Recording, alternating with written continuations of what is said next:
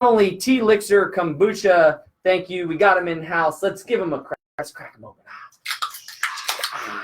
Yeah, gotta love the way that sounds. And hey, don't spray me over here with your boots. Little splash. Little splash. In studio splash. You're in the splash zone. And of course to our awesome other sponsors. So we got Endless Summer Rum, and a big shout out to Madi with the Tao of Stoke. So Madi is launching a new inspirational clothing line and apparel brand, a lifestyle brand that is contributing 5% of its sales back to its partnering community and foundations. And the Piper's Angels Foundation is the first recipient of the Tao of Stoke contribution. So we're working on 2 t-shirts that we're going to be launching very soon, and we're super excited about those. This shirt is very comfortable. I'm feeling very stoked on my Tao right now. So I really am sensing the Tao-ness. And the Stokeness. And Tao. And the Stokeness. And the Stokeness. So yeah, more to come on that down the road. Awesome stuff there. And we have quite an amazing guest here for the show today. He's going to be calling in just a little bit. Mr. Mike Trotter, one and only first form elite trainer and social media influencer, and an all-around amazing guy, as Liz has told us and well-versed us in, that he is quite a man. So we look forward to the conversation coming up soon. And I think I smell something brewing. Working on my transitions. Or I hear something brewing. What is this over here? It's the Cup of Joe, ladies and gentlemen. It is the Cup of Joe. And so, yeah, today in the Cup of Joe, I kind of wanted to talk about something that I heard on a separate podcast last week about being a lifelong learner. How when in life, sometimes when people are going through life and they hit high school or college and they graduate and everything like that, they will just, think, okay, my life of learning is over. I have learned everything I'm going to learn in life, and I am going to settle in, and my knowledge is full.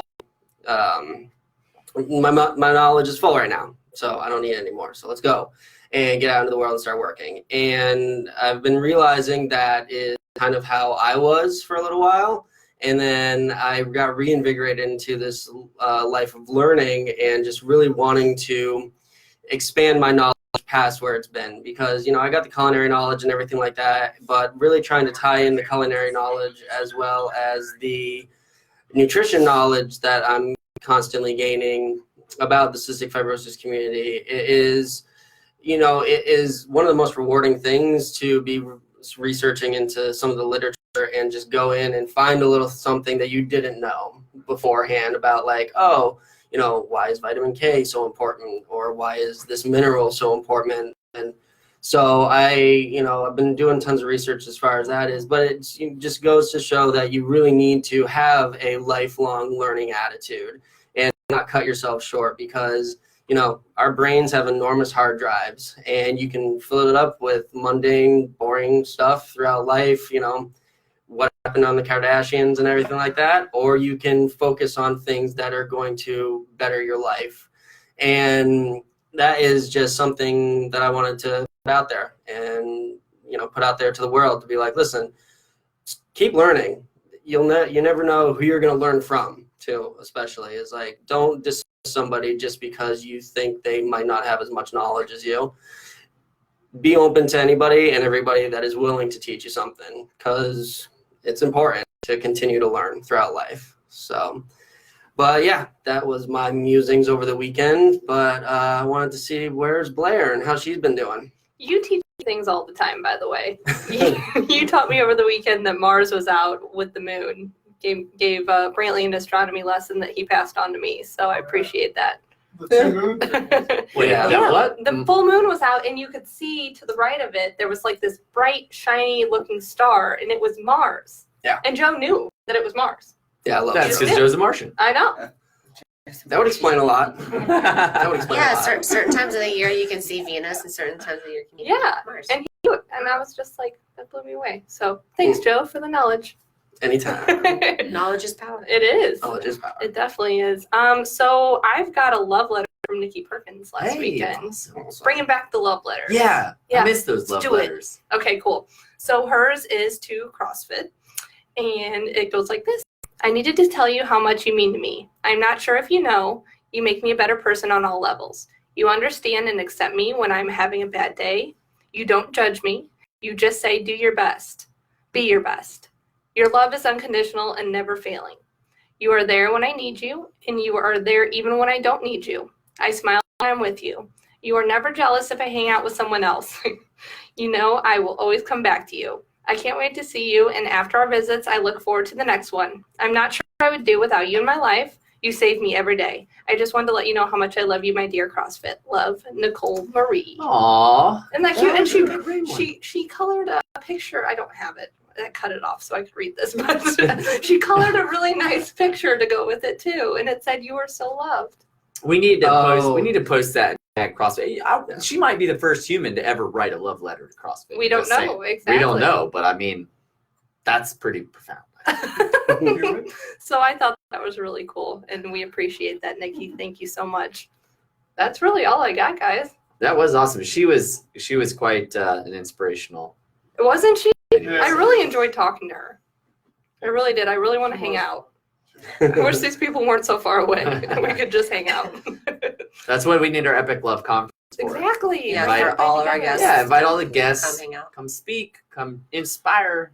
Yeah, I agree with that. There should be a big love fest. There's some and now that I follow all these people we've had as guests on the show, have you seen some of the cool stuff going on? Like Ben Mudge is starting his, what is he? He's starting a fitness Ben Mudge community. Yeah, Ben Mudge community. George Evans just came out with a video today of him documenting his CF. Did you see that? Yeah, I was actually talking to him about it a little bit earlier. Really And, cool. Yeah, he's really happy with it. And yeah, it just shows a day in the life of a person with CF. And Yeah. they did a really great job with it. Yeah, so really cool. Well, and it goes back to Joe's Cup of Joe today. That I feel like this show, we're always learning so much. Yeah. Just being here and being present with each other and hearing these stories and having these guests. Yeah, exactly. And I hear we have a guest on the line right now. Whoa, what a coincidence. Yeah, so before we bring him on the line, I just want to kind of talk about why I thought he'd be a really good fit for the radio show.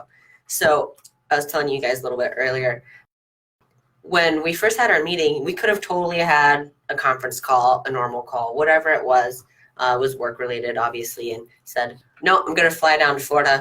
He flew all the way down here and said, important meetings are worth a face-to-face conversation. I totally agree. But for somebody to say that and somebody to act on it, it's two different things. So that obviously got my attention. And then during our meeting, he was you could tell is super passionate about what he does and loves what he does and loves having the impact he does on people and his community and industry. So I just thought it was really fitting to have somebody like that so passionate about what they're doing on the show. So And he's a teacher too, Joe. So what a perfect cup of Joe for today. yes, for sure. I did the research. Oh, okay. Oh, you tried for that. Okay. Synchronization.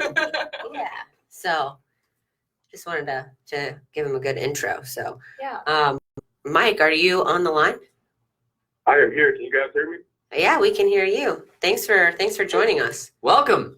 No, man. Thanks for having me. I just want to start by saying I feel like I'm a little bit out of my league because since I've been sitting here, you guys have talked about the solar system and CrossFit, two things I have no idea about. So I feel like I'm behind here. Don't let us intimidate you. We go on all different paths throughout the show. So.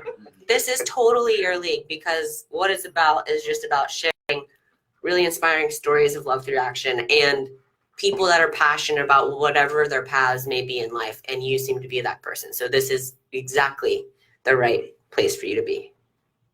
I appreciate that. Thanks for having me, guys. Yeah, of course. So, Mike, why don't you, tell our audience a little bit about yourself and what you do? Well, where do I begin? Right now, what I currently do is I spend my life pretty much teaching trainers how to be better trainers. And my understanding of how this works is it's not really, I don't show up and try to teach you how to put people through exercise better, right? Because as you guys know, most trainers understand the anatomy and the physiology and the bone that's connected to the whatever bone. Like most trainers get that. But what I figured out very early in my career as I was trying to move up and trying to stand out was that if I was to become a better trainer, if I was going to stand out, I had to change my focus to taking care of people better. And if that makes sense, what it was I paid attention to who our demographic was, you know, like who buys personal training, who's the client that needs it the most and, you know, buys it the most. And what I figured out is that the demographic that we deal with, the most part, is female between the ages of 28 and 50, right? So when you think about it, and you guys can play along with me here, what type of roles does that demographic play in normal life? Like all of us, we love the gym, we go to the gym, we work out, like it's part of our lives, it's what we do. But when we think about that demographic, what are some things that you guys think that they do? Mothers. They're moms. Moms. Absolutely. What else? So They're in their that's it, just moms? they're in their professional lives. Yeah. Very, very busy. Pretty much, right? And even if we just left it at moms, right? Let's just say we said moms, that role itself, right, defines that demographic. And what that means is that demographic spends their life taking care of everybody else, right? Right. All day, every day, they are giving. So if they're spending their lives giving, then that means they feel like people are taking. And that's like, it's just what they get used to. Like, it's just what that demographic does. It's who they are.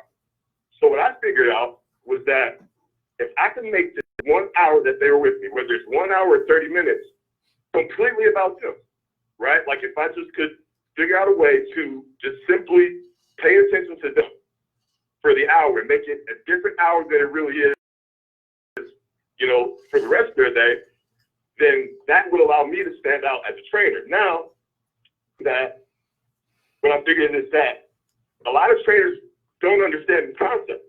You know, and as simple as it sounds, a lot of trainers think that what makes you stand out as a trainer is what exercise I know or what workouts I can provide. And I'm not saying that those things aren't important, but what I understood very quickly is that what's more important is making somebody feel understood, really caring about the person, and providing a certain experience. So that's what I do, and I travel around and I teach other trainers how to do that. That's awesome. Wow.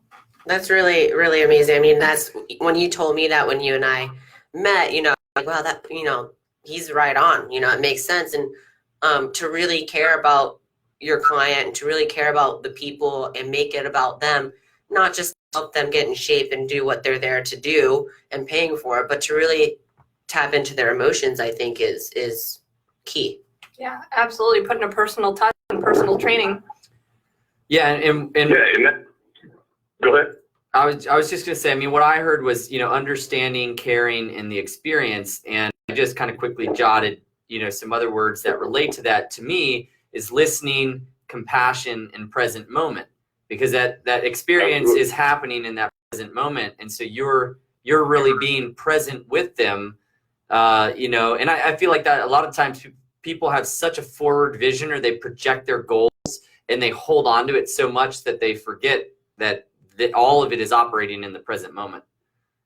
Absolutely, and that's a very great point, because when I walked into the training floor after I graduated college, I was very nervous and I felt out of place, for lack of a better word, simply because I stepped onto a very competitive training floor where there were all these trainers, you know, trying to get clients, and it was pretty much every man for themselves. And I felt like everybody had more experience than me. I felt like everybody, you know, was better suited for the position. All the feelings that a trainer has starting out. And then it's like, okay, most companies put you out there, and it's like, all right, you have a certification or you have a degree, sink or swim, right? So what I learned is that some of the qualities, since everybody's so competitive with each other, it's like, okay, let me prove to you how cool I am as a trainer by telling you everything that I've accomplished, right? By telling you how many bodybuilding shows that I've done or how many triathlons that I've did, and maybe I can impress you enough to allow me to train you. And what I found that, like you were just saying, if you spend time and you carefully listen to the person that's sitting across from you, and you not only figure out what they want to accomplish, but more importantly, why they want to do it, right? So like you said, if that takes you being present in the moment and not just listening, but carefully listening. Because what I want to know is not just the fact that you're going to lose 20 pounds. I want to know what's going to change in life for you by losing that 20 pounds, right? What are you going to be able to do, Ms. Jones, 20 pounds lighter that you don't have the confidence to do right now? Whether it's something as simple as a pair of jeans that you want to fit into that or whether you are going to a class reunion and the ex that broke up with you is going to be there and you want to make him regret it. Whatever it is, and these are things that I've really heard, and you guys would be surprised when you sit somebody down and you simply ask them what they want to do and why they want to do it. One, they're surprised that you even care, right? And what I've learned is more than any pound of fat you help them lose or any pound of muscle you help them gain, this is a huge reason that they continue to come back, because like I said, for the rest of their day, not many people are listening to them. For the rest of their day, they're spending time doing everything for everybody else. So they may just want to come in today and talk to me about Tommy's baseball game because she's excited about Tommy's baseball game, but nobody wants to listen to her talk about it. And I will. And it's simple as that. And it's not so much a sales strategy as it is a genuinely training yourself to care more about than just yourself. Yeah. Right? It's really about how can I better serve the person who's sitting in front of me. And legitimately, guys, that's what I've spent the last 10 years of my life figuring out. How can I better serve you? And that goes beyond just the jumping jacks and squats, because as trainers, we're all doing that. You might call it something different. Your variation might be fancier than mine. But the reality is what's going to separate me is the fact that I'm willing to carefully listen and understand who I'm dealing with. Dude, you got me all fired up. I can understand why people want to work with you. Seriously, it's amazing. Yeah. I mean, what a great way to look at it. You're looking at people not as numbers, like next. I mean, you're really getting to know somebody, be in the present moment with them, figure out why they're wanting to do what they do, and it's a lot deeper than, just lose a couple pounds or get in shape usually. That's great. Yeah, so Mike, are you ready to come to Florida and train all of us? Yeah, speaking of, I need a warm-hearted trainer like you. I feel like I really do. So, Mike, I'm ready to make it happen. I like Florida. Florida was cool, so I would definitely come. You've got women figured out, too. We want an hour of full attention and someone to care about our stupid stuff. So. And it's true. And would you like to hear the quick story on how I figured this part out? And it's not like when you say I have women figured out, that's kind of weird hearing you say that, because my mom figured out. Oh, right? All right. And what it is like, I'm the typical where I'm from, they would consider me a mama's boy, quote unquote. And I used to be so offended by that statement because nobody wants to be called that. But the reality is like, I just wanted to make her proud, right? I just wanted to impress her. So like, when my siblings would do things to get in trouble, I would see that and I would see what it would do to her, and it would make me want to do the opposite, right? So I graduated college, and everybody's like, oh, that's such an accomplishment. And looking back, I realized that I didn't care as much about an education as I probably should have, right? Like, I wasn't there like, man, I really need this degree. Now, I got the degree, but what my motivation was is I wanted to make her proud, right? So that inspired me throughout my whole college career. I mean, there were days I wasn't the best student. So there were days where I was ready to say, forget it. But that's what inspired me to keep going, right? So through this close relationship that I developed with my mom, what I learned is she really went to this one place every single week, whether she could afford it or not, whether she needed it or not. She went to this one place every single Thursday, 5 o'clock. I'll give you ladies one guess where my mom was at every Thursday, 5 o'clock, whether she could afford it or not, whether she needed it or not. Where was this place that she was at? What do you think? Some sort of salon, hair or nails. Hair salon. You nailed it. Mm-hmm. Perfect. Now, we didn't come from a situation where, we were, I'm trying to find a fancy way to say we were poor. All right? So we didn't have money. So the fact is when she would do this, it didn't matter if she could naturally afford it, and it didn't matter if she even needed it. Like sometimes we would look and be like, "Ma, your hair's fine. Why are you doing it?"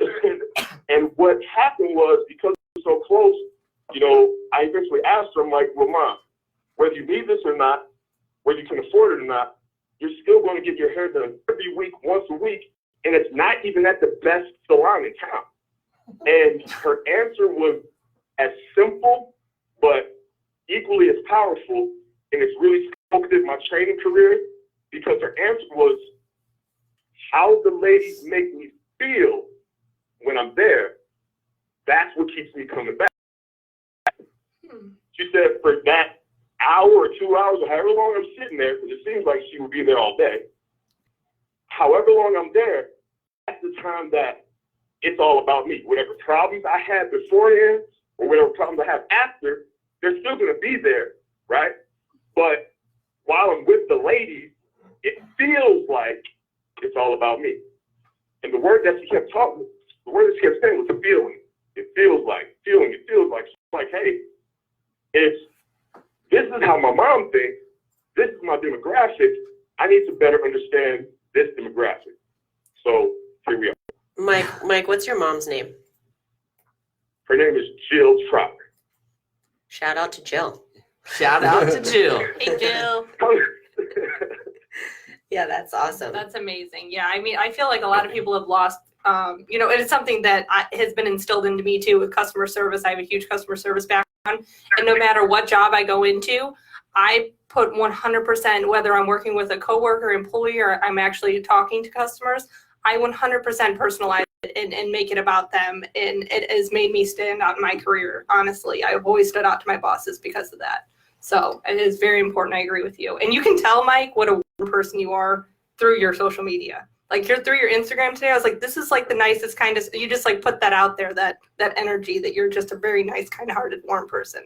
So just to let you know. And I appreciate that. And I think that that's something that a lot of people struggle with, and even I struggle with in the beginning, because social media is so competitive as well, and it's become a big deal in our industry. It's like you have to be there. If you're not there, like you're getting passed by. And in the beginning, I would try to do what everybody else was doing, and I'm telling you, it just didn't work. Like I would try to say what everybody else was saying. I would try to post the perfect picture, and when I started legitimately showing who I was, like I'm just like, forget it. This is what I think is funny today, or this is how I'm feeling today, whether I'm having a good day or a bad day. I'm like, there's got to be other people out there who feel like I feel. And that's when I started posting, and that's when things started changing for me on social media, when I decided I'm just going to be me, and we're going to see what happens. And it worked better that way. And it sounds like probably sounds kind of cliche or corny, but that's the truth. Like, I was trying to do it their way at first, and I started being me, and it started to grow at that point. So Mike, can you talk a little bit about, maybe tell us like one of your favorite stories or interactions with the client, or, and then also where do you get that fuel from now?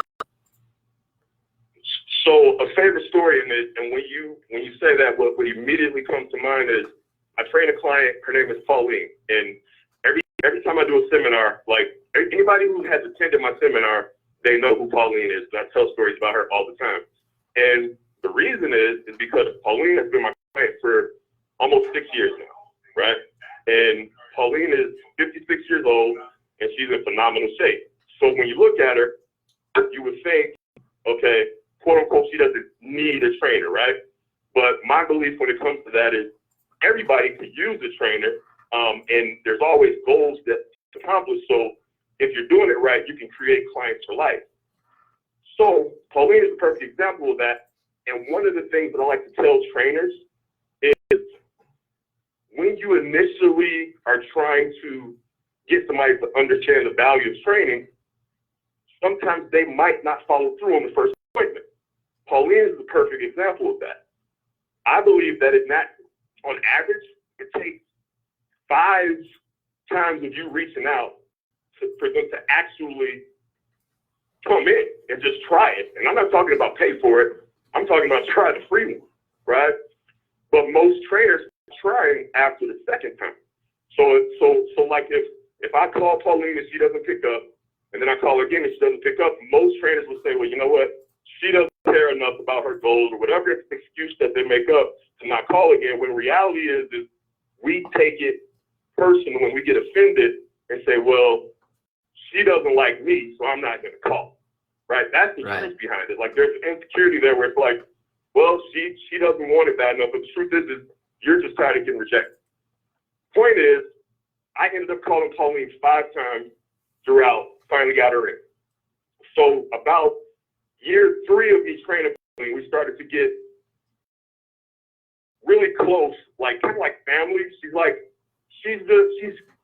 kind of got the mom vibe, not quite, you know. She's the one where you know that as a trainer, there are certain clients you know that are going to get you an awesome gift on Christmas. Pauline's that client for me, all right? So it's like we developed a very close relationship. And she asked me one day, she said, hey, do you remember how many times I canceled on you in the beginning? And I'm like, yeah, I remember. Like, I had to, like, you wasted my appointment 5 times. Like, that's my book. You know, like, yes, I remember. And she's like, do you want to know where I was when I canceled? And I'm telling you guys, I'm not the trainer where if I call you and you tell me you can't come, it's not just, okay, see you next week. It's, well, why? Right? Or what's going on that, you know, you can't make it. Just because I want to know, right? Pauline would have the best excuses why she could not make it to the appointment. I'm talking about she had to save a cat from a burning building. I'm talking about she had to help an old lady. She's like, these excuses were intense. And I'm just like, okay, cool. Well, I will see you, right?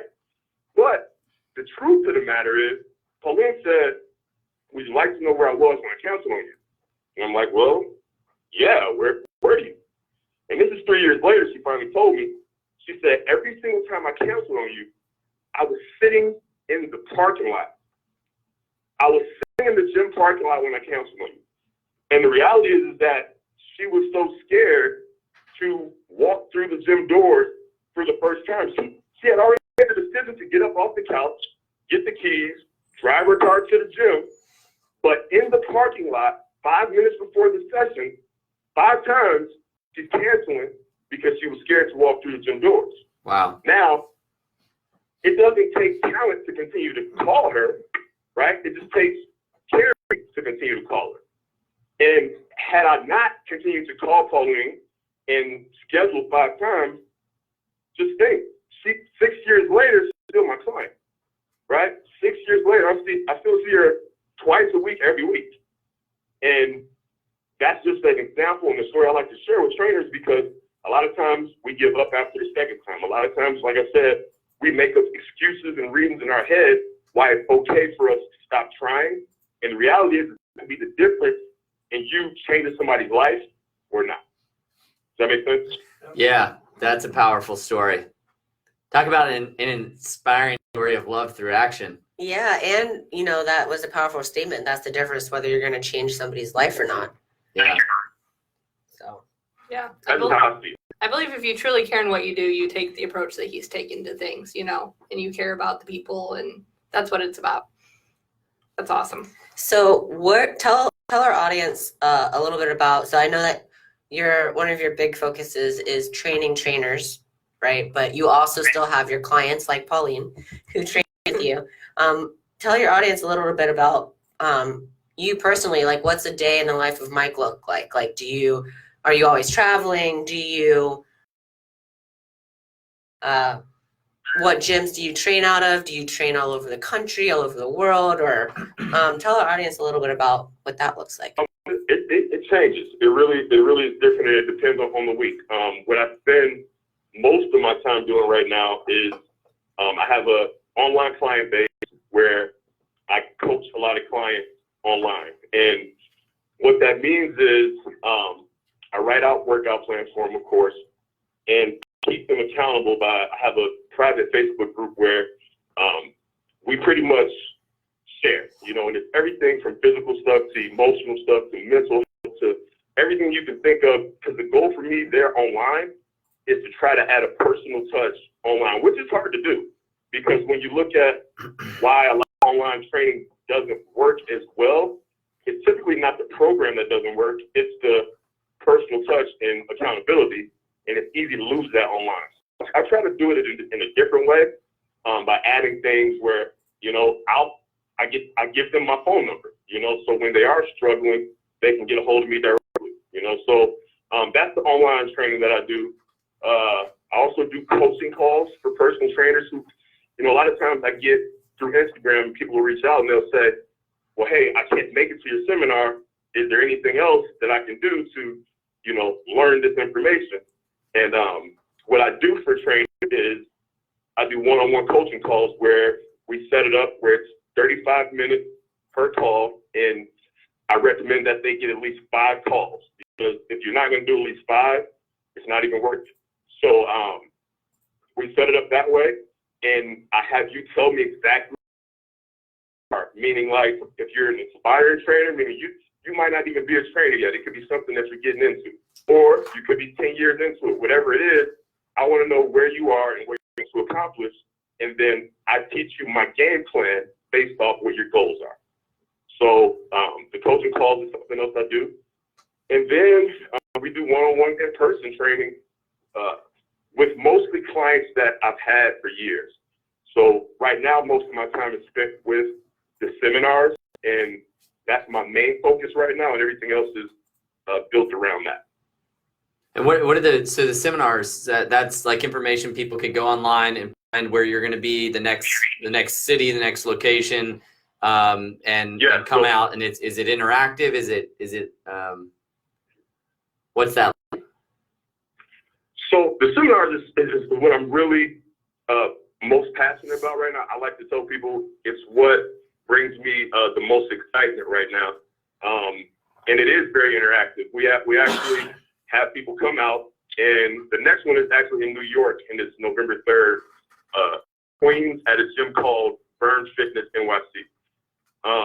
And what I do is we have the trainers come out, and I teach a step-by-step process on pretty much what I've talked about here today. How do you treat somebody from the initial phone call when you're trying to get them in, all the way to, you know, where you should be standing when they get to the gym, you know, what type of questions you should be asking to better understand them, and then different things that you should be saying during the session to reapply what they told you in that Q&A, and then the type of phone call you should make tomorrow. You know, I pretty much teach trainers how to treat people better, but also how to treat their business like a business, because what a lot of trainers do, just like I did in the beginning, is they become very good at winging it.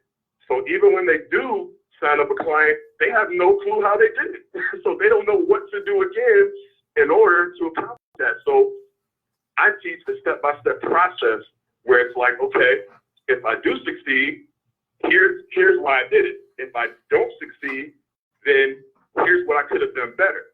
And when you provide a playbook for trainers, it gives them a better opportunity to be successful, because now they're not just winging it. So that's what the seminar is like. We teach the step-by-step process, and then we also go through some functional training, basic stuff to really help them learn how to apply certain movements throughout the workout as well. But it's mostly, this is how you treat people step by step. It's really cool. What an awesome thing to just share your knowledge of all that too. That's amazing. Do you ever have anybody when you're telling them, you know, we were just discussing all the personal touches you on personal training. Do you have anybody that you're training and teaching them, you know, your ways and your approach to things? Do you have anybody who's hesitant to be so open and wanting to put that personal touch on things, or is everybody pretty receptive to your way of doing things? This is what I tell my mentor, because he always checks in with me after every talk that I do. This is the exact statement that I tell them. You guys listening? Yeah. Yep. There's always one. Right? Like, there's always one. And when you walk into the room, you can usually point out who it's going to be. Mm-hmm. And there's always one at the seminar who seems like he was sit there to prove that I don't know what I'm talking about. So my goal is typically to actually get him on my side right away, because I understand that once I win him over, then I win the room over. The reality is I know what I'm talking about. I know that it works, but I'm not there to argue. I'm not there to go back and forth. I'm there to show you how this can work for you. So I try to quickly find out who that person is, and I actually use them in a lot of my examples, and I actually allow them to share some things that have worked for them, and that typically, gets them on my team. But there have been times where I have had to say, well, hey, let me ask you this. How full is your appointment book? And a trainer, if you're a trainer, there's no right way to answer that question. It's never full enough. And if that's the answer, then what I would say is, if you can give these things that I'm teaching you a try, and it doesn't work, then you win. But if you can give these things a try that I'm teaching you, and it helps you just a little bit, then we win.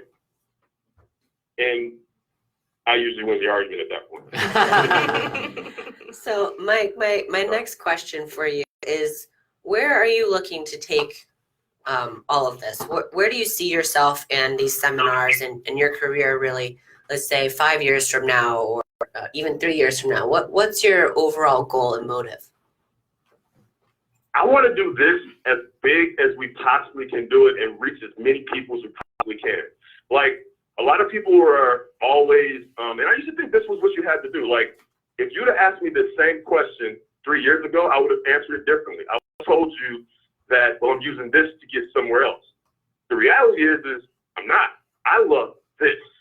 So when people are looking for their purpose, they're looking for I found mine. I don't know what your religious beliefs are, and I'm not here to impress mine on you, but I know that God put me here to do this.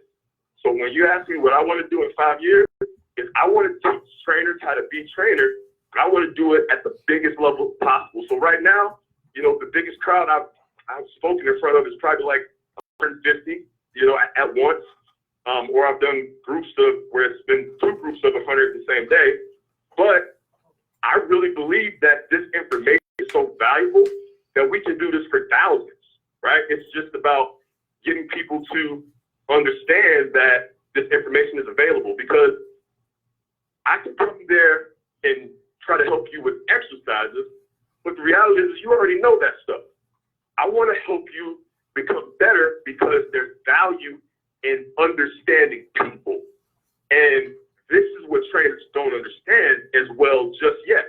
So I think that my job is going to always be valuable simply because there are going to be more trainers, getting hired. There are going to be more trainers coming into the industry. And what the certifications teach you is the anatomy and physiology. I'm not there to teach you that. You already know that. I'm there to help you take what you've learned from the certification and take it to the next level by creating a personal training experience for people that they can't duplicate on their own. So when you say, where do we take it in the next 5 years? I just want to do it bigger and bigger and bigger and bigger. So I'm not trying to do anything else different. I just want to do this on the biggest platform possible. Yeah, thinking big. This guy needs to be at the Epic Love Conference for sure. Yeah. So I'm coming. yeah, we can feel you. You're number one on the list already. So this future vision and what you have, that you're setting as your goal, is obviously big, and it's impressive, and how you care for the audiences that you are teaching. Where did it begin for you, just to kind of rewind back, to your, childhood or teenage years, or at what point did you really dive into your athleticism, leading into training and that pathway? So I'm from Chicago, and the part of Chicago where I'm from is you learn very quickly. You choose your path early, meaning you're either going to play sports or you're either going to do other stuff that involves you. Just being frank with you guys, by the age of 18, where I'm from, most people end up dead or in jail. that's just the reality where I come from. So I was lucky enough to see that happen to a lot of close friends and a lot of close family members, where I decided very quickly that's not the path that I was going to take. And I really didn't know what I was going to do. I just knew I wasn't going to do that. And I fell in love with basketball because I grew up in the era of the Chicago Bulls when we were, winning championships back to back with Michael Jordan. So I fell in love with basketball, so that's the route I took. And although I was never the best player on the team, I was the guy you wanted to have on your team because I was diving in the stands for a ball that I shouldn't even be diving for because I have no chance of getting it, but I just jumped in the crowd just to hype everybody else up. I was the guy that in practice, like, you weren't going to beat me in the sprint. I'm going to beat everybody. And if I did lose, we're running again, right? So, but what I learned about myself through athletics is I wasn't as good as I thought I was, but that's okay because me thinking that I was going to play professionally one day, it kept me focused on it long enough to stick with it all the way through college. And the experiences that I had looking back, even the teams where I wasn't even good enough to get in the game, like even the teams where I sat on the bench, I was always the team captain. And the reason was because I was the guy who was willing to show up to practice early and help you with your shot, or stay after practice late and we help you with your ball handling drills. Whatever it took, I was the guy that was willing to, pull my teammates to the side and help, even if I wasn't getting any playing time. Even if I wasn't actually the starter team, I was always in that leadership position, and it wasn't necessarily based off of my talent, but it was based off the fact that I genuinely cared about people. So I think that part has always been natural for me. But once I started to realize that, then I stopped being nervous about that, and I embraced it. Because I used to feel weird telling people, if you need help, I can help you. And although now that sounds so funny to me, like saying it, but that's truth. Like, I didn't feel comfortable telling you that I could help you, but that's naturally who I was. So once I got to the point where this is me, then that took me through college. And then after college, with my personal training career, I simply took the principles that we learned in sports, meaning all sports teams have a playbook. No matter how much talent that is on that team, if you don't have a playbook, chances are it's going to be chaos. When I came into the personal training industry, what I noticed was we had a lot of talented trainers, but it was like the Wild Wild West. It was every man for himself. So I'm like, if there's a way for me to get this group of guys who actually want to be successful, if we can get them to play as a team somehow, then we'll be more successful as a company. So in my management role, that's what I did. I pretty much took the system that I teach right now, and I taught it to trainers, and I'm like, let's try it. And we tried it, and it began to work, and we made it better by seeing, okay, when we do this, this is what happens, and when we do this, this is what happens. So I pretty much took the sports concept and applied it to personal training, and here we are. Gotcha. Yeah. Very cool. I have a question now that you said you're from Chicago. Real quick, Go for sorry, it. Mike. So I saw you with St. Louis Cardinals ball cap on your Instagram. Do you have proof of that? I do. I have it on my phone, actually. I sent it to Liz. I said, this is a Cardinals fan on the show. So, Yeah, so we are. I'm also an elite trainer for First Form, which is based in Supplement Company, which is based in St. Louis. mm-hmm. So because of that, I have ties to St. Louis. So yeah, when I go back to Chicago, everybody gives me crap about wearing the St. Louis hat. But that's how it started. All right. Truth be told, I'm not even a baseball guy, so that's and Mike, I was just going to say, Cap looked good on you. So. and Mike, your I mentor. like red, believe it or not. Yeah. Red is my favorite color. Me too. I like red. And Mike, your mentor is Andy with First Form, correct? Yeah, Andy is one of my mentors. Ryan Regal is actually also with First Form. He's one of my mentors. And then I have a guy named Brett Johnston who actually hired me for my first job. And believe it or not, he actually almost didn't hire me, but he ended up hiring me for my first job, and we're still tight to this day. So those are the three people that I would consider mentors. Well, Mike, I wish we could continue talking, but we are running out of time. And I just wanted to say thank you so much for being on the show. And just like our meeting that you and I had, this was really enjoyable, and could feel your passion even over the phone. So thank you. Mike, the man. Hey, well, Yeah, no, thanks, thank Mike. you so You're much awesome. for having me, guys. I appreciate it. I really do. And hopefully we get to talk to you guys again soon. Awesome. Thank you. Thank you. Absolutely. Thanks, Mike. All righty. Have a good one, guys. You too. Bye-bye. Awesome. Yeah. I could listen to him forever. Yeah, I meant to say it while he was on the line, but you guys know, I mean, I take notes mostly every show, and I just took 2 pages of notes. I know. About knowledge. Yeah, Yeah. right? I mean, everything, I felt like I was getting so many solid tidbits and gold nuggets there. That was great. Natural That guy, leader. I mean, yeah. and teacher. Unbelievable. Just his compassion for people is fantastic. I love that. Yeah, and it also, I'm sure you guys noticed this, and I think you all have done a really good job coming to life on this show since we started. You know, I mean, considering you guys were never on the air before, right? I mean, I came from a different background, so I had more practice, but that enthusiasm that he has for what he does, that passion, I mean, that you can totally hear it in his voice. yeah, and it really is.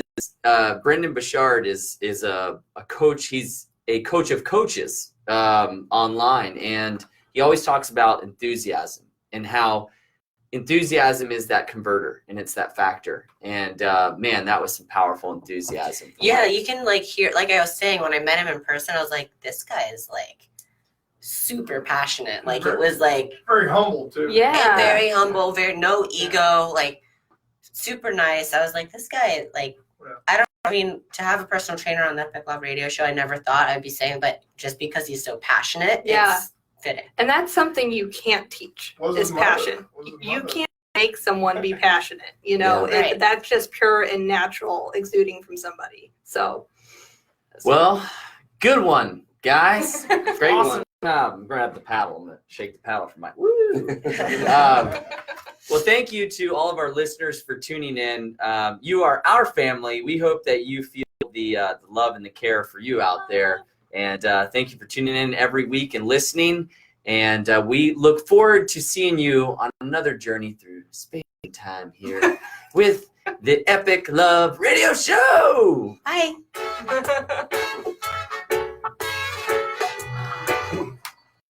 Yeah, Call them after the show. I like him. I know, right?